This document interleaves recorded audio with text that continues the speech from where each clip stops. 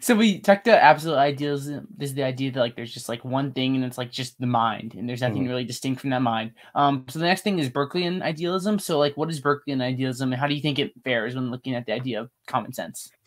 Yeah, so this is named after the 18th century Irish philosopher and bishop George Berkeley. Berkeley argued that all reality consists of only minds and their ideas, but minds and their ideas make up the world as we know it. So he's not denying the reality of appearances. He's just saying things that he's just saying things like tables, trees, apples, and so on are just collections of ideas. They're just a bundle of what he calls sensible qualities. So before we talk about whether this view conflicts with common sense, now I want to mention a popular misconception of Berkeley's view. And for better or worse, Berkeley summarized or encapsulated his view with this pithy phrase. You've probably heard it: "Esse est percepi."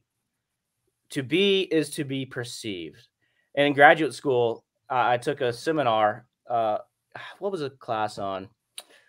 May have been on Augustine or something like that. Hmm. But I sat next to a guy. I never knew him, but he had a big tattoo on his arm that said "Esse est percepi."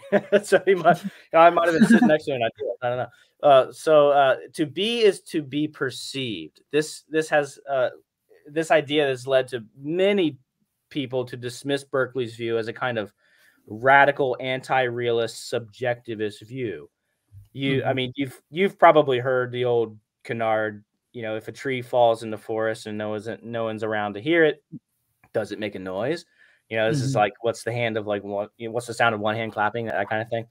Yeah. Well, on this very bad interpretation of Berkeley's view, not only does the tree make no noise, the tree doesn't even exist. So clearly, that's absurd, and I would say a flagrant contradiction, or flagrant conflict with common sense. Um, Hmm. but if to be is to be perceived, as Berkeley says, how can we avoid this absurdity? How can we avoid this sort of radical anti-realist subjectivist absurdity?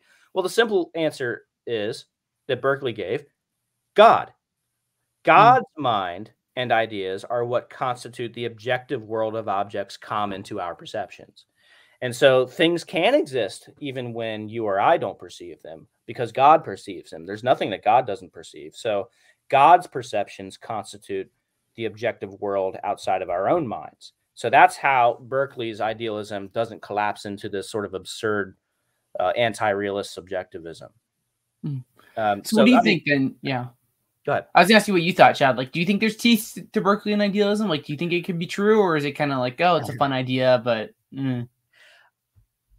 I do. Let's circle back to that. I want okay. to circle back to that because I want to give Berkeley a little bit more run for his money here. So now that we've got this misconceived view of Berkeley's idealism out of the way, let's talk about what his view really is and see if it conflicts with common sense. Okay, yeah. Yeah. So I mean, it's interesting, because he invokes God. He brings in theism to save his view from absurdity. And it's interesting because a lot of philosophers like Berkeley's arguments for idealism, but they don't like his theism.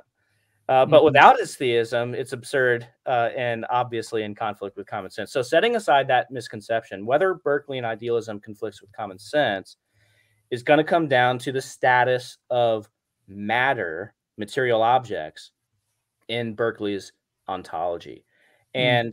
And here too, unfortunately, Berkeley's view has been sort of the butt of a straw man, butt of jokes, and other misconceptions. So you may have heard of the anecdote where a man boasted of refuting the whole of Berkeley's philosophy by going outside and kicking a stone and says, "I refute it thus." So it's I one had of the someone most tell me that once when I was talking about idealism with them. Yeah, this is Yeah. it's like I said, it's one of the most famous anecdotes in philosophy. Well, this comes in response to, I don't know if it's true or not, but it's one of these anecdotes where, oh, you want to refute Berkeley, just go kick a stone, But so if Berkeley thought that there are no such things as stones, to kick, then yeah, of course, there would be a conflict with common sense. But did he? Did he deny the reality of things like stones? No, he did not. His main point, Berkeley's main point, was just that there's nothing beneath an object's sensible qualities, like its color, its size, shape, texture, and so on. There's nothing underneath those sensible qualities that exists independently of perceivers.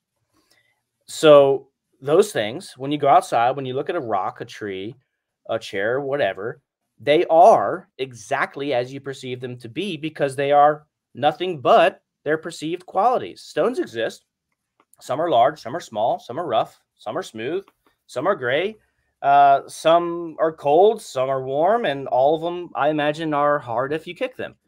So it's just that there's nothing more to them besides these sort of sensible qualities. Now, whether or not Berkeley's answer to what a material object is fundamentally, and he says it's just a collection or a bundle of sensible qualities, whether that conflicts with common sense is not really the question. The question is whether he denies the reality of these objects as we perceive them, and he obviously doesn't. So I'm going to just throw in with Berkeley and say, no, his view doesn't really conflict with common sense. One question about perception is, so like, for example, like I can look at these trees right outside my window right there, over there on the right. And there's some pretty big trees over there. And what if I like say like, oh, I perceive that it's really just like this thin piece of like cardboard and try to go kick it. Obviously, if I do that, not going to end up too well for me. Going to get a broken toe, nice visit to the ER maybe. So like what exactly is the perception that we're looking at here? Because it seems like there's something, at least something mind independent, and at least in how we like I can't just like change the way the tree is just by like thinking about it differently. Well, remember that aspect of Berkeley's view that a lot of people forget, which is the theistic aspect of it. Oh, there we go. Yeah, so they are going to be different and distinct from your perceptions. Yeah, it's gonna hurt if you go and kick that tree, because that tree does not depend on just your perceivable qualities or the qualities that you perceive. That's going to be a tree that's sustained, say, in the mind of God. Yeah. Yeah. Okay. Now, that's great. The interesting thing is that when it comes to this theoretical question of what material objects fundamentally are, no one has an answer that would count as a common sense belief. I mean, when you think about it, stripped of all sensible or perceivable qualities of an object, what's left? Well, John Locke is famous for saying, "I know not what." You know, and contemporary physicists are none the wiser. You know, sort of, I learned in school that physical objects are just mostly empty space. And I was kind of curious to see what sort of the updated physics is on this. So when I wrote this paper, I was kind of reading into some theoretical physicists on, you know, what material objects are. And one paper I read on this, I mean, here's the characterization of a physical object according to one contemporary physicist.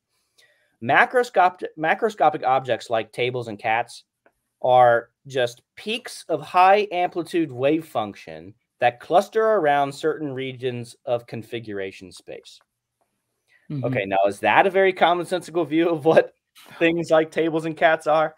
No, but the question of whether or not our analysis of what a material object is, that's different from whether or not we accept the reality of material objects as they are given in appearance.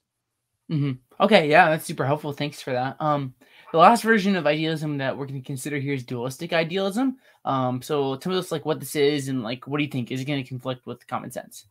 Yeah, so dualistic idealism, to understand this view, it's helpful to understand it first by contrast, by considering its mirror opposite.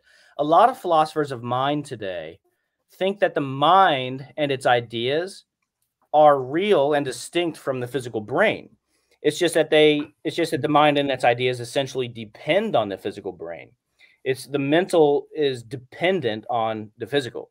And Jae Gwon Kim has this famous book called Physicalism or something near enough, where he argues that, we can count as a physicalist view, the view that, there are these immaterial, ideas and minds, things like that, but they ultimately depend upon the physical brain. It's the brain that's really the more heavy lifting object here. That's giving, in some sense, it's giving rise to the mind or its ideas. its or the mind and its ideas supervene on the physical brain.